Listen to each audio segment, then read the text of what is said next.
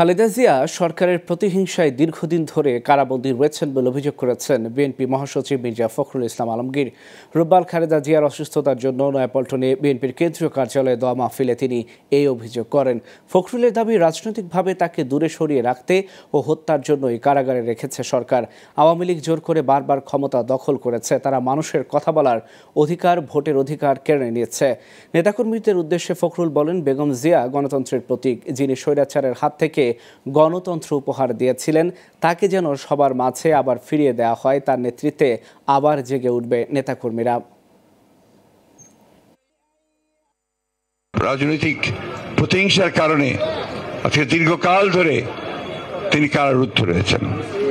শেখ হাসিনা তার যে ব্যক্তিগত রাজনৈতিক প্রতিহিংসা, সেই প্রতিহিংসার কারণে তিনি দেশনেত্রী বেগম খালেদা জিয়াকে হত্যা করার উদ্দেশ্যে, তাকে রাজনীতি থেকে সরিয়ে দেওয়ার উদ্দেশ্যে তাকে কোন রকম চিকিৎসার সুযোগ দেওয়া থেকে বঞ্চিত রেখেছেন।